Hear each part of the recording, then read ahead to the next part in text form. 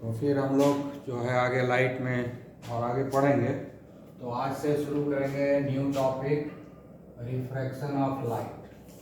ठीक है, refraction of light. ठीक है, तो रिफ्रैक्शन ऑफ लाइट शुरू करने से पहले लास्ट टाइम जब हम डिस्कस कर रहे तो कुछ पॉइंट छूट गया था मैग्निफिकेशन के बारे में, तो वो बता देते हैं। अगर मैग्निफिकेशन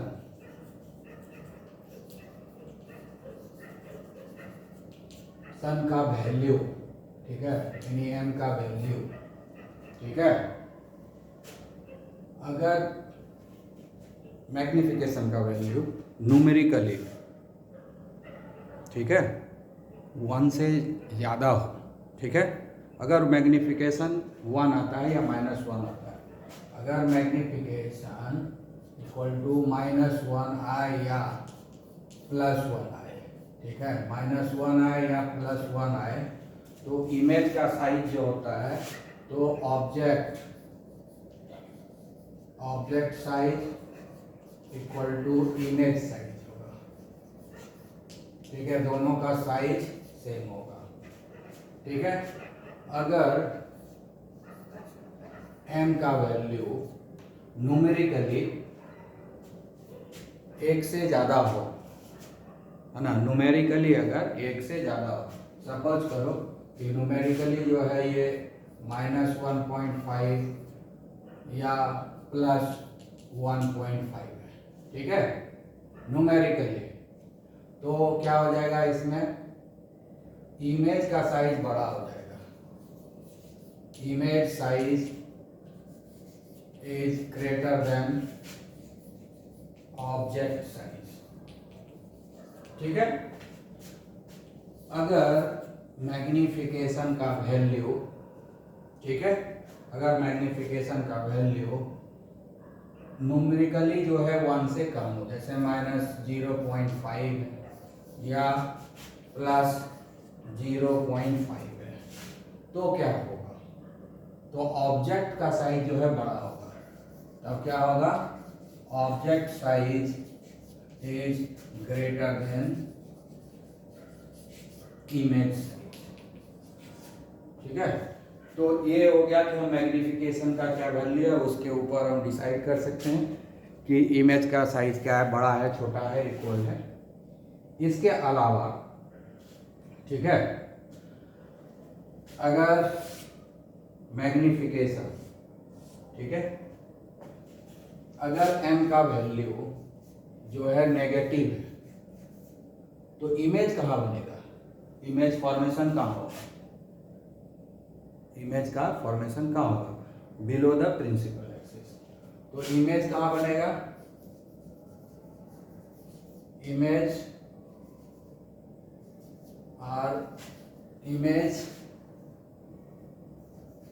are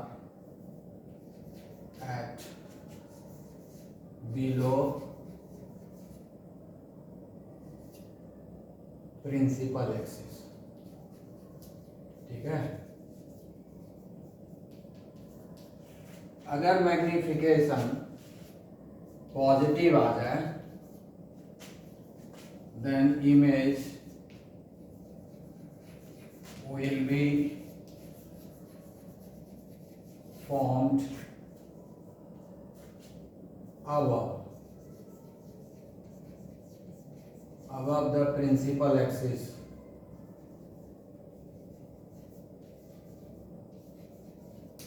ठीक है, तो इससे हम डिसाइड कर सकते हैं, है ना, नेगेटिव है तो प्रिंसिपल एक्सिस से नीचे बनेगा, पॉजिटिव है तो प्रिंसिपल एक्सिस से ऊपर बनेगा। ये सब हम लोग डिसीजन ले सकते हैं। इसके अलावा और भी मैग्निफिकेशन के बारे में हमने पहले डिस्कस कर लिया है, ये बाकी 2 पॉइंट बच गया था, इसलिए इसको भी डिस्कस कर लिए। अब आगे हम लोग पढ़ेंगे रिफ्रैक्शन ऑफ लाइट। ठीक है, तो रिफ्रैक्शन ऑफ लाइट क्या है ये देखेंगे।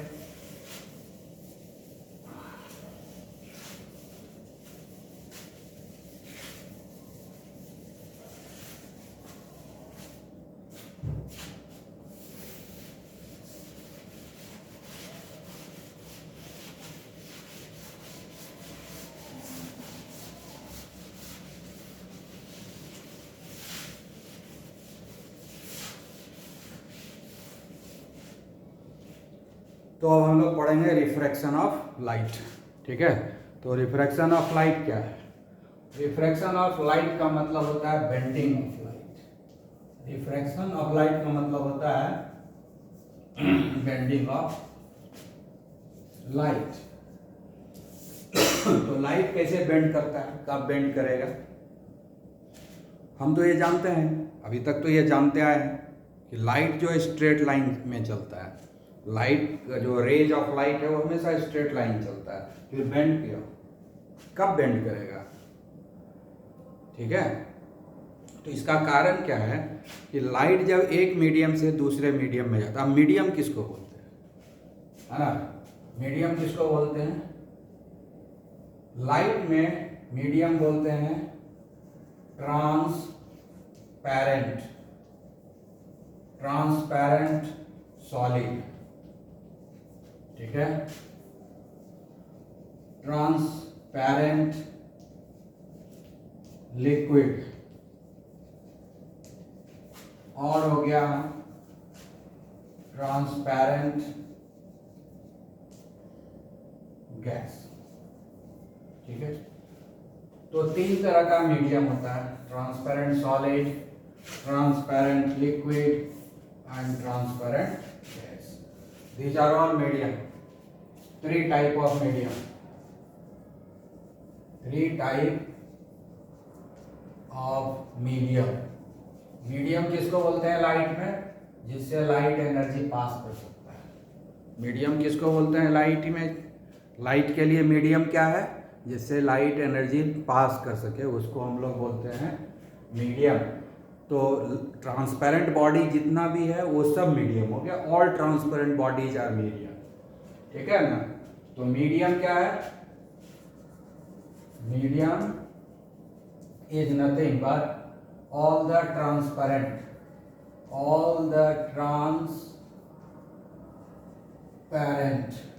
transparent body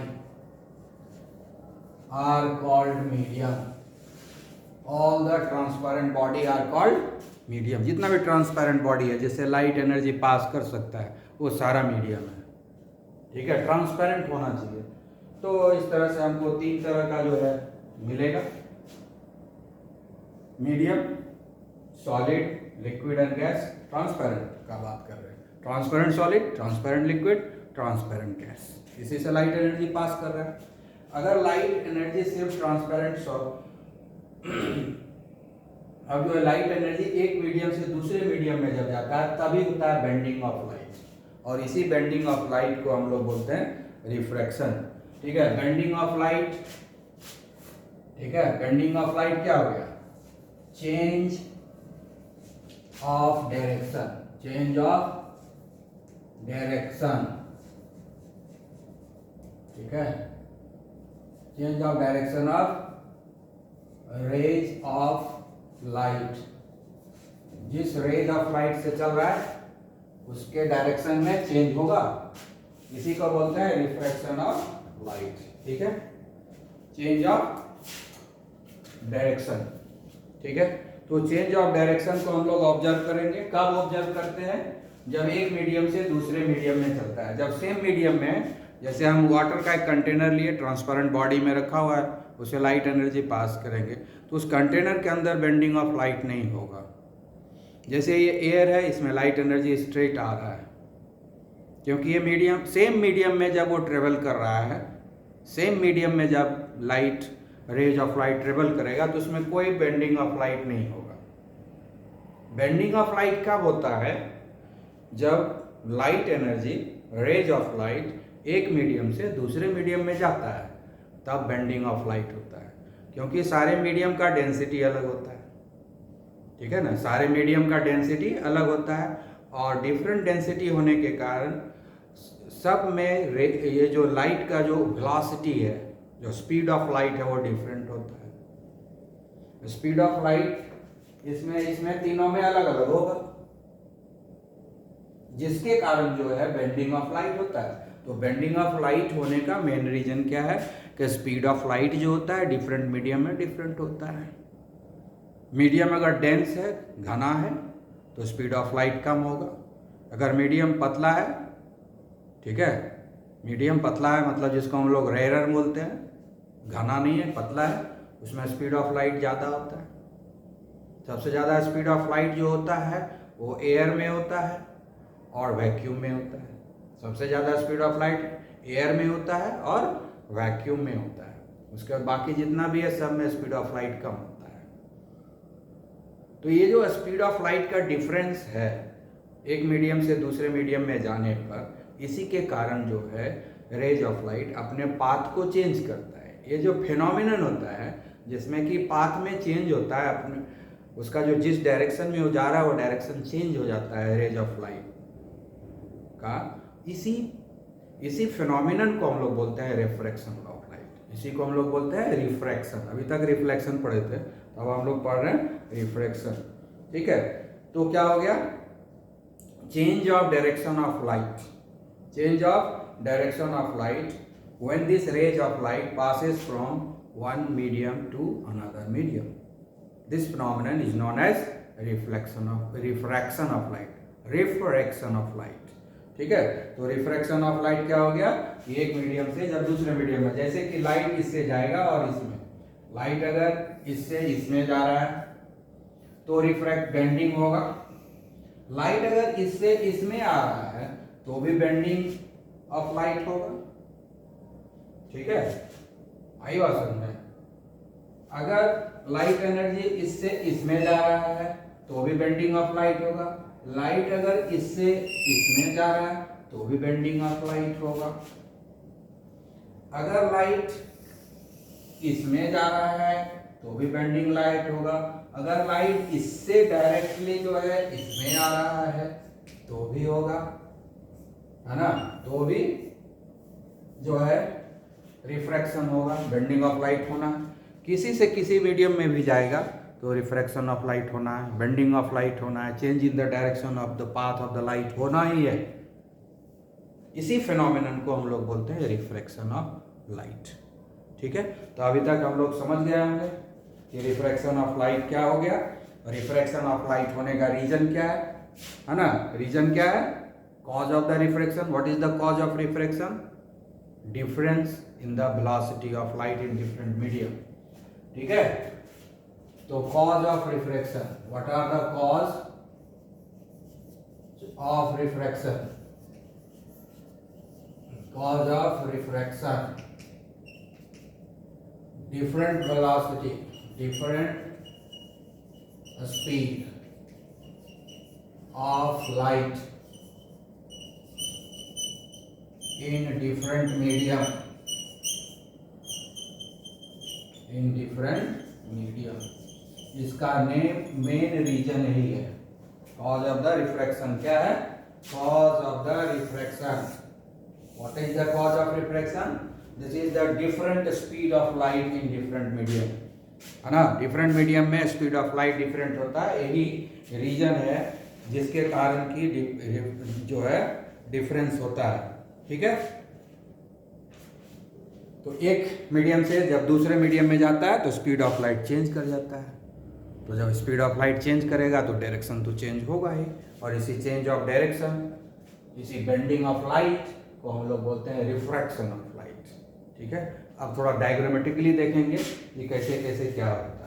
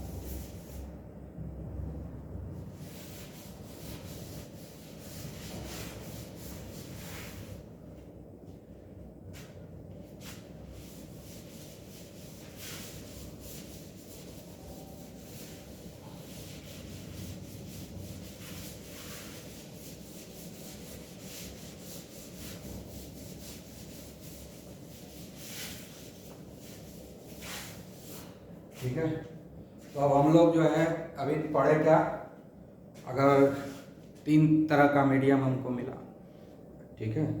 मीडियम किसको बोलते हैं, जिससे लाइट एनर्जी पास कर सकता है, यानी जितना भी ट्रांसपेरेंट बॉडी इस दुनिया में सब मीडियम है। तो 3 तरह का मिला। अगर स्टेट ऑफ मीडियम देखेंगे तो 3 तरह का हमको मीडियम मिला, solid medium, liquid medium and gaseous medium. अब अगर स्पीड ऑफ लाइट के हिसाब से अगर मीडियम देखें तो 2 तरह का मीडियम मिलेगा, ठीक है। Medium on the basis of speed of light, on the basis of speed of light, ठीक है। तो इसके लिए होता है रेयरर मीडियम, रेयरर मीडियम, और दूसरा होता है डेंसर मीडियम, डेंसर मीडियम, ठीक है। और rarer medium, denser medium. Dense मतलब क्या हो गया, घना हो गया, डेंस मतलब घना हो गया, rarer medium and denser medium, ठीक है। तो रेयरर मीडियम किसको बोलेंगे, जिसमें स्पीड ऑफ लाइट ज्यादा होगा, ठीक है। ये कंपैरेटिव है, रेयरर मीडियम, डेंसर मीडियम क्या है, कंपैरेटिव स्टडी है, एक दूसरे मीडियम में कंपैरिजन करेंगे, ये पैरामीटर है।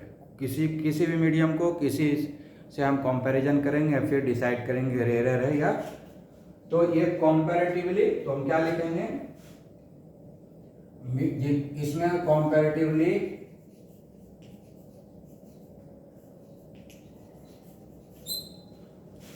More speed of light, comparatively more speed of light, है ना। जिस मीडियम में स्पीड ऑफ लाइट ज्यादा हो उसको बोलते हैं रेयरर मीडियम, ठीक है। Comparatively less speed of light, तो इसको हम लोग बोलते हैं डेंसर मीडियम, ठीक है। अब डिसाइड करेंगे, ठीक है। जैसे कि हम ले लेते हैं एयर और दूसरा ले लेते हैं ग्लास, इस दोनों को कंपैरिजन करेंगे। तो एयर में स्पीड ऑफ लाइट ज्यादा है, एयर में स्पीड ऑफ लाइट ज्यादा है, इसलिए ये हो गया हमारा रेयरर मीडियम, और ग्लास में स्पीड ऑफ लाइट कम है, इसलिए ये हो गया डेंसर मीडियम,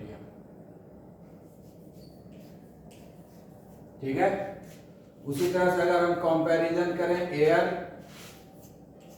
एंड वाटर का, एयर एंड वाटर का अगर हम कंपैरिजन करते हैं तो एयर क्या हो गया, रेयरर, और वाटर क्या हो गया, डेंसर, ठीक है। तो स्पीड ऑफ लाइट जिसमें रहेगा ज्यादा, ये कंपैरेटिव स्टडी हुआ, ठीक है। ये भी कंपैरेटिव स्टडी हुआ, एयर और वाटर को आपस में कंपैरिजन किया गया। तो एयर में स्पीड ऑफ लाइट ज्यादा है, वाटर में स्पीड ऑफ लाइट कम है, इसलिए वाटर हो गया डेंसर मीडियम और एयर हो गया रेयरर मीडियम। उसी तरह से एयर और ग्लास में जब कंपैरिजन करते हैं तो एयर में स्पीड ऑफ लाइट ग्लास से ज्यादा है, इसलिए एयर हो गया रेयरर मीडियम और ग्लास हो गया डेंसर मीडियम। तो इस तरह से हम लोग कंपैरिजन करके जो है डिसाइड करते हैं कि कौन जो है रेयरर मीडियम है और कौन डेंसर मीडियम है, ठीक है।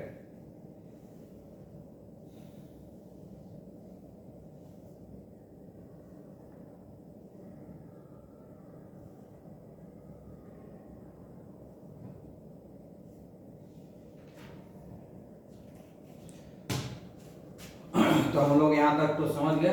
अब जो है देखते हैं कि रिफ्रैक्शन कैसे होता है, ठीक है। और एक चीज देखना है, कुछ टर्मिनोलॉजी अब हम लोग पढ़ लेंगे तब ना आगे बढ़ेंगे।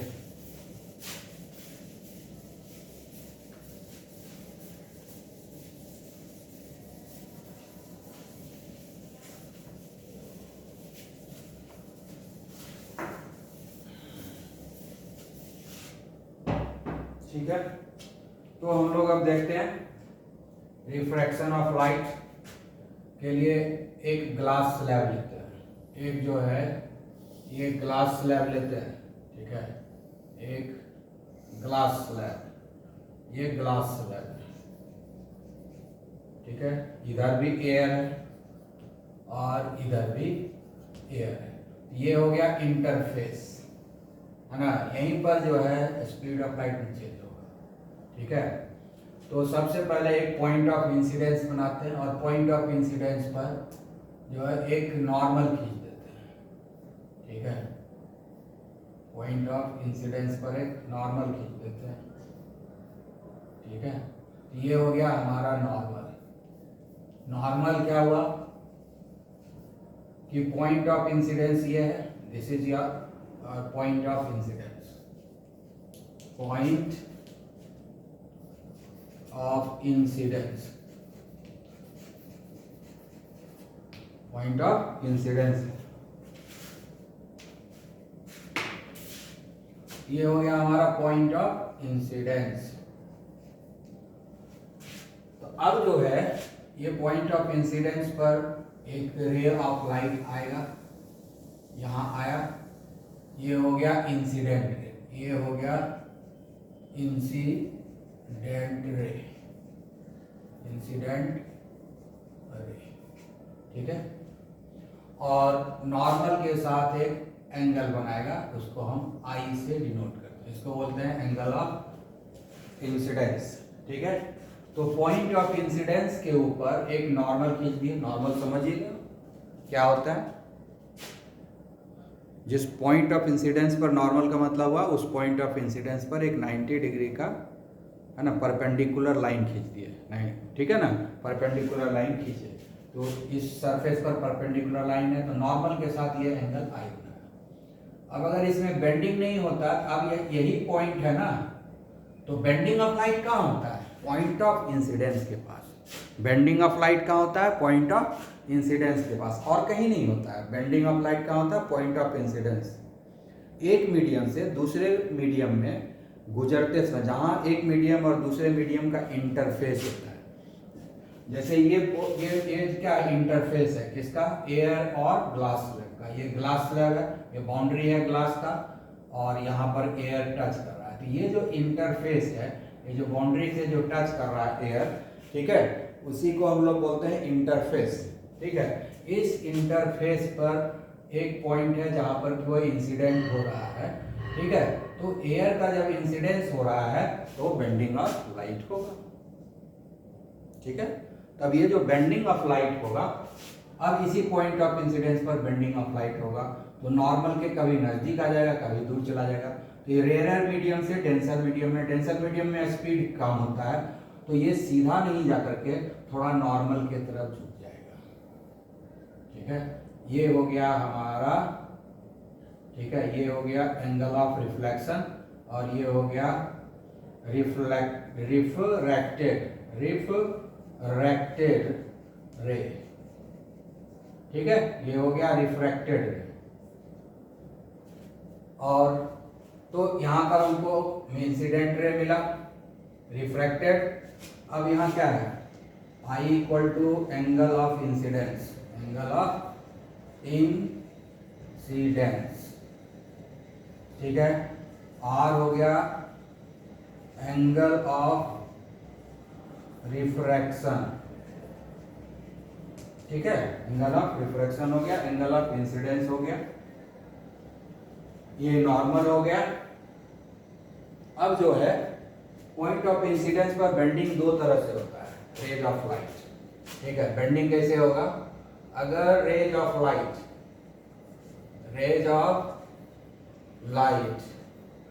जो है पास कर रहा है, ठीक है, अगर रेज ऑफ लाइट पास कर रहा है रेयरर टू डेंसर, ठीक है, तो रिफ्रैक्टेड रे जो होगा वो नॉर्मल की तरफ बेंड होगा, देन बेंड्स टुवर्ड्स नॉर्मल, ठीक है। तो यहां पर क्या हुआ, ये एयर क्या है, ये रेयरर हो गया, कंपैरेटिवली ये रेयरर मीडियम हो गया, और ग्लास क्या हो गया, डेंसर, ग्लास है डेंसर, इसीलिए इसमें रेज अप्लाइड, रिफ्रैक्टेड रेज जो है इधर बेंड हो गया, ठीक है। अगर rays of light denser to rare है, then bends away from normal, ठीक है। अब देखो इसी को देखो ना, इसी से हमको पता चल जाएगा, ये है डेंसर, इधर से मान लो कि हम ये लाइट जा रहा है तो ये पॉइंट ऑफ इंसिडेंस हो गया। अब यहाँ पर क्या हो रहा है, इससे देखो दूर भाग गया, नॉर्मल से दूर भाग गया। उल्टा हम इधर से अगर देखना शुरू करें, नॉर्मली हम इधर देख रहे हैं, लेकिन अब अगर इधर से देखना शुरू किया, रेज ऑफ लाइट जा रहा है, ये रेज ऑफ लाइट जा रहा है तो ये एंगल ऑफ इंसिडेंस हो गया, और यहाँ पर निकला तो बेंड क्या हो गया, सीधा तो नहीं गया, सीधा जाता तो यहाँ जाता, तो ये नॉर्मल से दूर चला गया। तो जब डेंसर से रेयरर में जा रहा है तो क्या हो रहा है कि बेंडिंग अवे हो रहा है फ्रॉम द नॉर्मल, ठीक है। तो इस तरह का है, रेज ऑफ लाइट दो तरह से बेंड करता है, towards the normal and away from the normal. Towards the normal कब होता है, जब रेज ऑफ लाइट रेयरर से डेंसर की तरफ जाता है, और अवे फ्रॉम द नॉर्मल कब होता है, जब डेंसर से रेयरर की तरफ जाता है। तो इस तरह से बेंडिंग ऑफ लाइट होता है।